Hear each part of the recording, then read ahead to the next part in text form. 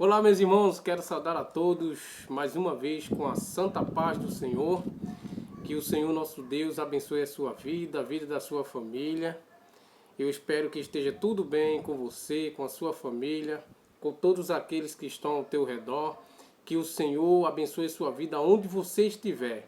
E aonde você colocar as mãos e os pés, que o Senhor faça frutificar para a glória de Deus. Bom, nós voltamos aqui com o nosso vídeo aqui no nosso canal, tá? E hoje nós vamos estudar o Salmo de número 1, o Salmo primeiro. E eu espero que você seja abençoado por Deus. Se você tem uma Bíblia aí na sua casa, perto de você, pegue sua Bíblia e vamos estudar a Santa Palavra de Deus, porque meditando nela a gente cresce, a gente se fortifica na graça e no conhecimento da parte do Senhor. Amém?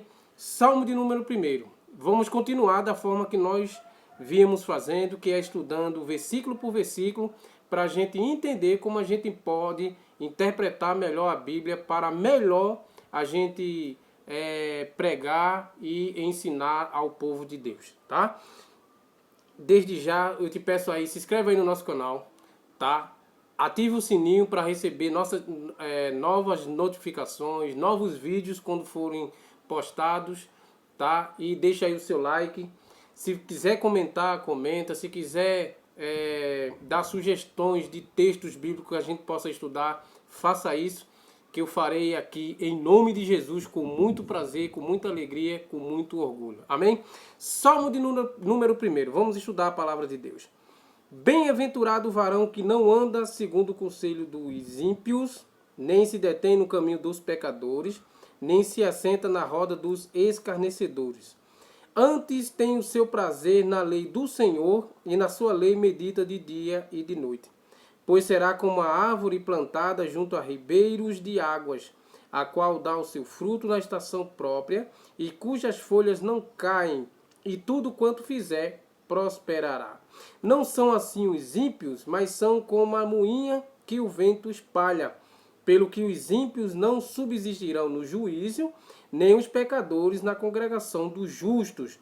Porque o Senhor conhece o caminho dos justos, mas o caminho dos ímpios perecerá. Bom, como eu já falei em vídeos anteriores, vou repetir um pouco sobre algumas formas de interpretação bíblica que a teologia nos ensina e nos dá, né, essa ferramenta para que a gente melhor possa entender a palavra de Deus, tá? Interpretar de forma melhor, e para os pregadores, quando forem ensinar e pregar, melhor possa ser a transmissão da mensagem, porque infelizmente tem muita gente com conhecimento dentro da igreja, mas que não sabe transmitir esse conhecimento.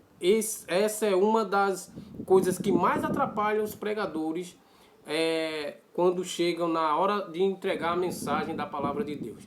Tá? Nós temos a exegese, a hermenêutica e outras maneiras de interpretar a Bíblia. Mas a melhor forma de você fazer com que a igreja adentre a sua mensagem é fazendo, como eu disse antes, uma redação, tá? Uma introdução, um desenvolvimento e uma conclusão. Na introdução você vai fazer com que o povo aguce a sua curiosidade para saber que tipo de mensagem vai ser transmitida e qual é o teor dessa mensagem, para que o povo entenda o que você está falando, tá? Então vamos lá, Salmo 1, versículo de 1 em 1, versículo por versículo, para a gente entender. Primeiro versículo. Bem-aventurado o varão que não anda segundo o conselho dos ímpios. A palavra bem-aventurado quer dizer feliz, ou mais que feliz. É muito feliz, na verdade, o que a Bíblia está dizendo em termos originais, é muito feliz o homem, o varão, aqui está sentido genérico, tanto homem quanto mulher, que não anda segundo o conselho dos ímpios. Tá. Primeiro a gente tem que entender quem são os ímpios aqui. Os ímpios não são os pecadores, pessoal. Não são aquela pessoa que está fora da igreja. Não são aquelas pessoas que não são evangélicas, crentes e tal, cristãs e assim por diante. Não são pecadores. Por quê? O pecador é aquela pessoa que está fora da igreja comete pecado, como todos nós somos pecadores remidos, eles não. Mas eles cometem pecados, mas têm o temor de Deus. São aquelas pessoas que cometem pecado de forma involuntária, muitas das vezes, ou até voluntária mesmo, sabendo que está cometendo pecado, que está errado, mas que tem o temor de Deus, que sabe que aquilo é errado. O ímpio não. O ímpio é aquela pessoa sem piedade, é aquela pessoa que não tem misericórdia de ninguém, é aquela pessoa que não tem temor de Deus, é aquela pessoa que quer o mal do seu próximo a todo custo, é aquela pessoa que mata por dinheiro, mata por qualquer motivo, muitas das vezes até nem tem motivo, tá? Porque nada justifica tirar uma vida humana, porque só quem pode tirar uma vida humana é Deus, o nosso Criador. Tá? Então o ímpio é essa pessoa que não tem temor de Deus. Nem tem temor de Deus e nem tem temor das autoridades, das leis ao qual possa reger a sua vida no ambiente onde ele está, na sociedade onde ele está. Então esse é o ímpio, diferentemente do pecador. Primeira coisa que a gente tem que diferenciar aqui. E também nem se detém no caminho dos pecadores. Esses sim, pecadores que estão lá no mundo, que não são crentes, não são evangélicos, não são cristãos, e que realmente o caminho dele é um caminho errado. Às vezes ele sabe que está fazendo errado, mas ele está indo pelo caminho do adultério, o caminho do roubo, o caminho do assassinato e coisa e tal. Então esse é o pecador. Voltando só um pouquinho na questão do ímpio, qual é o conselho do ímpio? O ímpio não tem conselho para dar a ninguém. E o conselho que ele dá é só para que as pessoas possam imitar a ele, fazer o mal ao seu próximo. Esse é o caminho. Então, bem-aventurado o homem que não anda segundo o conselho dos ímpios, tá? Que não tem conselho para dar a ninguém, nem se detém no caminho dos pecadores e, por fim, não se assenta em roda de escarnecedores. Roda de escarnecedores, deixando bem claro, o texto bíblico no original, escarnecedor são aquelas pessoas que zombam das coisas espirituais de Deus. São aquelas pessoas que zombam das coisas espirituais de Deus. Não tem nada a ver se você encontrar 2 irmãozinhos, 3 irmãozinhos conversando ali na calçada, em algum lugar, e as pessoas vão para o púlpito e fica chamando aqueles irmãos de escarnecedores. Não tem nada a ver com isso. Muitas das vezes aqueles irmãos que estão ali conversando, tá até falando da palavra de Deus. E Jesus disse assim, onde estiver 2 ou 3 reunidos em meu nome, eu estou no meio. Então, é quase dá a entender que na época de Jesus já existia pessoas que se reuniam para conversar da Bíblia, da Torá, de Jesus, de Moisés, de Deus, das coisas espirituais. Jesus disse, onde tiver 2 ou 3 reunidos com esse intuito aí, tá? Com essa conversa aí, eu estou no meio deles. Tá? Então não vá para o púlpito para estar falando dos irmãos que estavam conversando ali, que você não sabe nem o teor da conversa. Sabe nem o teor da conversa. Muitas das vezes, sim, estão conversando ali, falando da vida de alguém que é errado, sabe que é errado, tá? Sabe que é errado, mas os escarnecedores não são os irmãozinhos que estão conversando ali. Tire isso da sua cabeça, tire isso da sua pregação, pelo amor de Deus. Pelo amor de Deus. Então, escarnecedores são as pessoas que zombam de Deus, que zombam das coisas espirituais. Muitas das vezes está dentro da igreja, mas na hora da mensagem está zombando do pregador, está zombando de quem está louvando, está zombando. Esse pode ser considerado sim um escarnecedor, porque está zombando das coisas de Deus. Amém?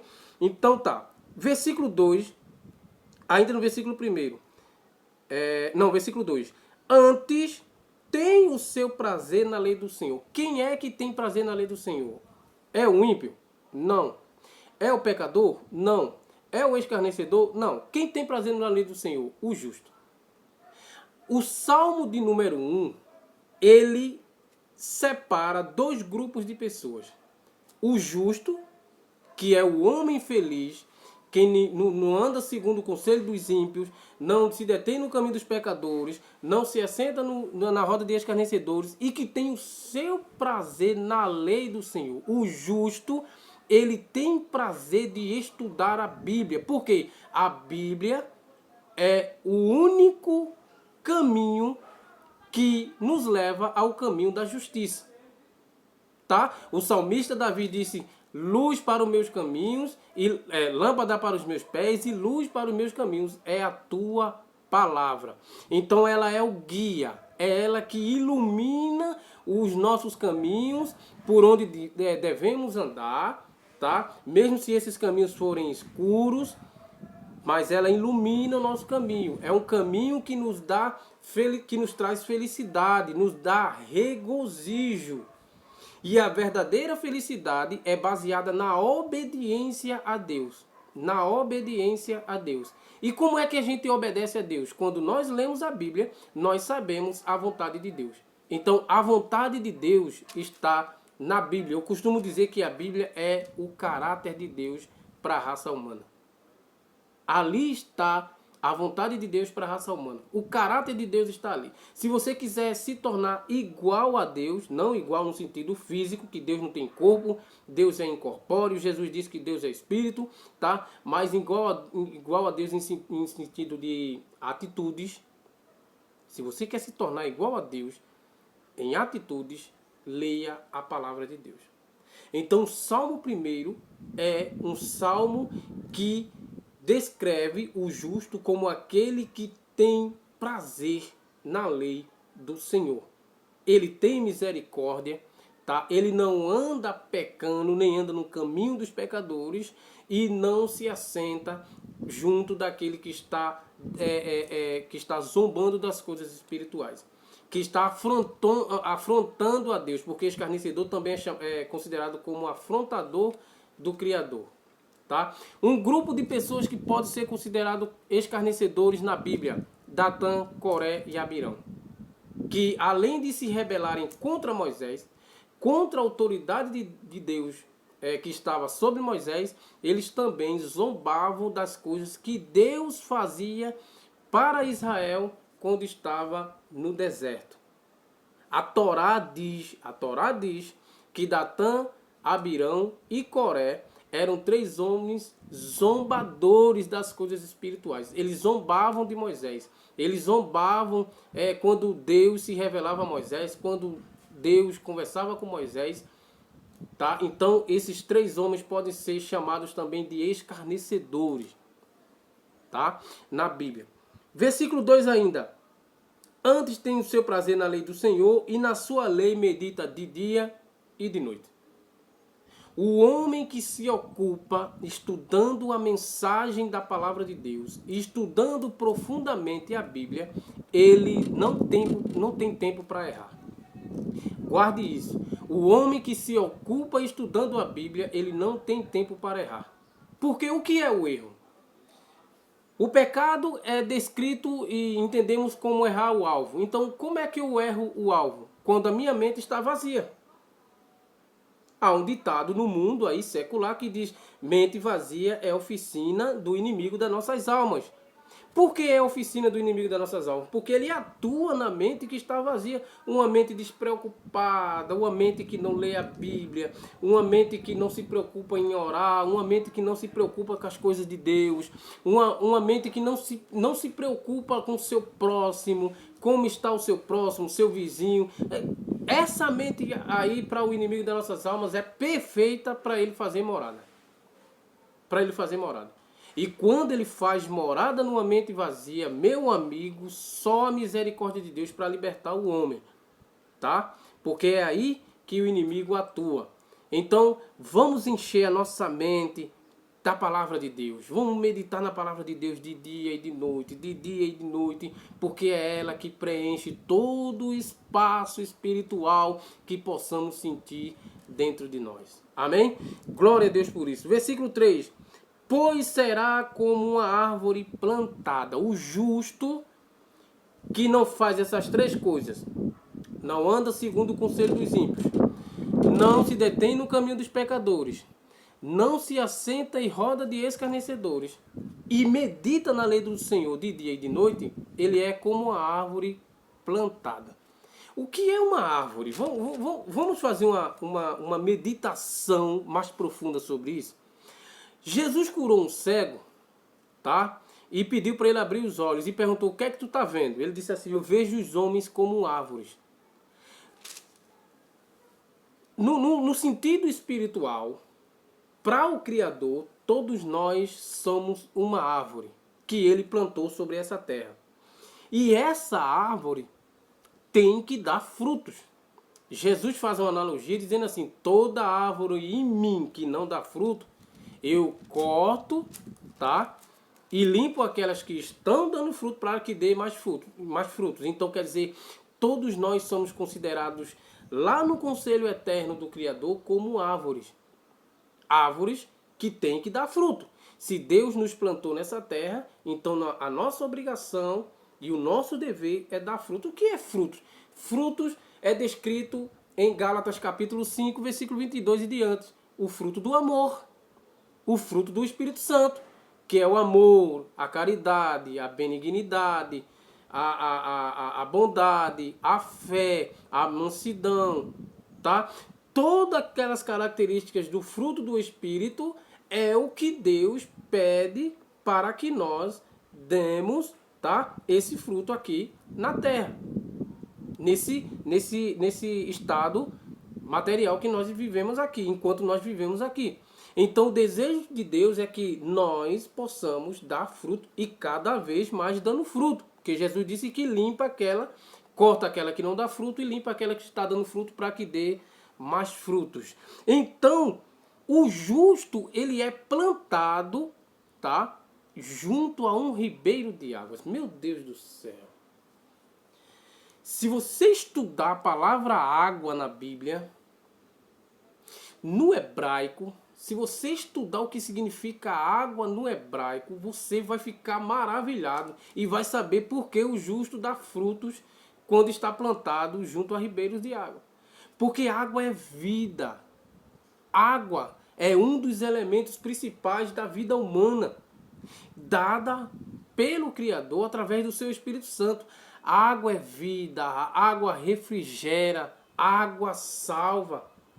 A nossa alma, quando está sedenta, com calor, quando está sentindo aquela temperatura quente, o nosso corpo refrigera quando nós tomamos uma água gelada. Mesmo assim é a nossa alma, quando está com calor do pecado, aquela temperatura quente, do cansaço do pecado, quando nós nos alimentamos da palavra de Deus, nós somos plantados junto a esse ribeiro para buscar essa água. A água espiritual, não é aquela água material que a mulher samaritana foi dar a Jesus. Jesus disse: não, todo homem que beber dessa água voltará a ter sede. Porém, eu tenho uma água para te dar, que se tu tomar, fará em ti uma fonte a jorrar para a vida eterna e nunca mais terá sede. E a mulher disse: me dá dessa água, pelo amor de Deus. Eu quero dessa água. Eu quero dessa água. Lá em Gênesis está escrito que Deus separou a porção de água e a porção de terra. O que é que significa isso? Deus separou a porção espiritual da porção material. Terra fala sobre coisa sólida, matéria. E água fala sobre vida, espírito, a ação do espírito. Então Deus separou as coisas espirituais das coisas materiais para que não seja ali confundido. É por isso que o apóstolo Paulo, escrevendo em Gálatas, diz que o homem que anda pelo Espírito faz as coisas do Espírito. Já o homem que anda pela carne... oh, glória a Deus! Então Deus separou o que é espiritual da coisa material. Então, água. O justo, ele é plantado junto ao ribeiro de águas. E outra coisa... além dele ser plantado junto ao ribeiro de água, ele dá fruto na estação própria, ou seja, na estação que Deus determina. Que Deus determina. Você já imaginou? Você planta um pé de abacaxi, você não queira colher melancia. Você vai ter que colher abacaxi. Então o agricultor que planta qualquer fruto, tá? Ele tem que ter a devida ideia qual é a estação própria para que aquela planta, aquela árvore dê o seu fruto na estação própria. E Deus é o nosso agricultor. Deus nos plantou nessa terra e sabe que só poderemos dar fruto na estação própria se nós não vivermos não andarmos segundo o conselho dos ímpios, não nos determos no caminho dos pecadores, não se assentar na roda dos escarnecedores, e se nós meditarmos na sua lei de dia e de noite. A Torá, todo judeu que medita na Torá de dia e de noite é uma planta plantada junto a ribeiros de águas. E quando fala assim, na sua lei, é claro que está falando na lei de Moshe, na lei de Moshe Rabbeinu, tá? Na lei de Moisés, que é os 5 primeiros livros da Bíblia, onde Moisés, quando sentava junto do povo para meditar na palavra de Deus, maravilhoso, Deus se revelava de uma forma tremenda, tá? E para nós temos a Bíblia, tanto os 5 primeiros livros de Gênesis até Apocalipse para nós estudar, e ela é o nosso refrigério. Versículo 3 ainda diz assim: dá o seu fruto na estação própria, cujas folhas não caem. Folha aqui fala de testemunho. Folhas fala de testemunho. Por que fala de testemunho? Como é que você conhece se o pé de manga dá manga, se ela não tem lá o fruto? Pela folha.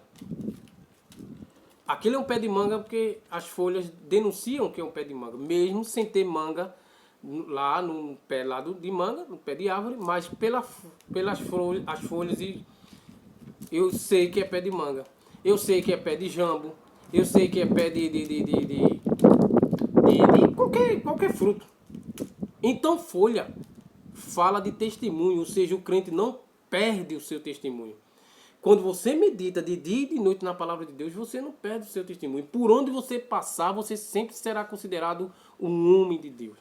Como Eliseu, por onde passava, aquela mulher sentada com o marido dela no batente da casa, todo dia observava Eliseu passar, e um dia ela disse para o seu esposo: eu vejo que aquele homem é um santo homem de Deus.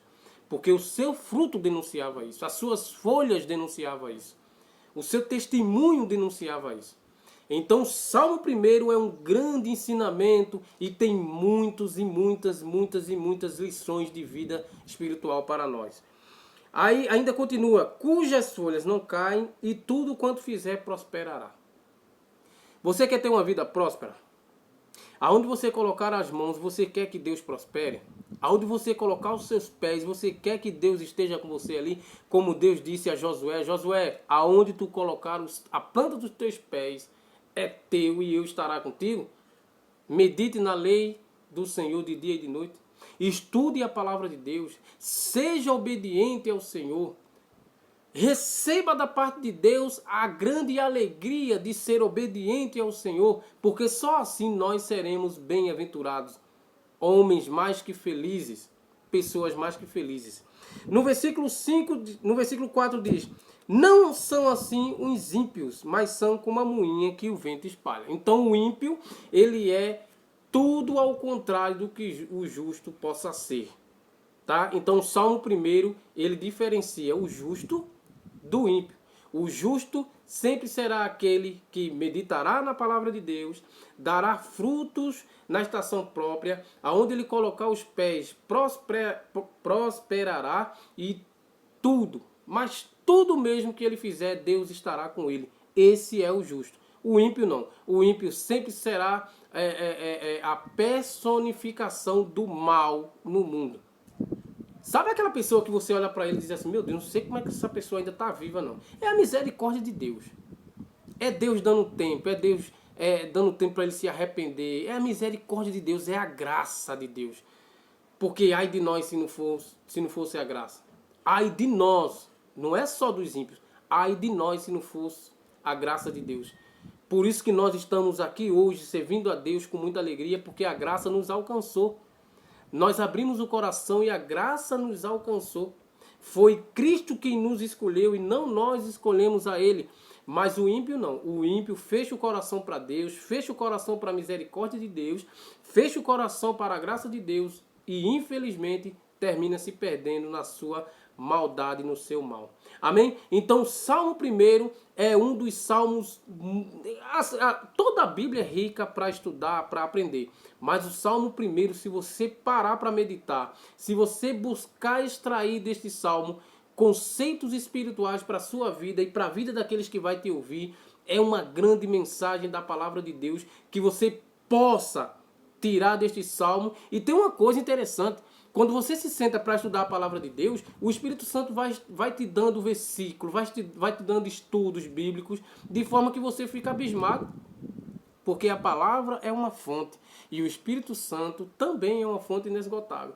Quanto mais você busca, se aprofunda, quanto mais você tira água que tem água doce. Oh, aleluia! Aí é que tem água doce. Quanto mais você busca, quanto mais você vai buscando. Porque do Salmo 1 você vai sendo levado para outros textos, outros livros bíblicos. Tá? Do Salmo 1 você é remetido para outros estudos. Coisas interessantíssimas. Coisas interessantíssimas. E nós vamos continuar em outro estudo esse Salmo 1, hein? Esse Salmo 1.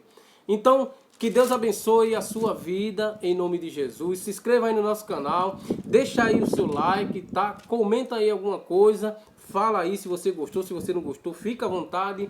E se você tem sugestão para que a gente possa estudar a Bíblia aqui, fala aí que nós faremos aqui em nome de Jesus. Que Deus te abençoe.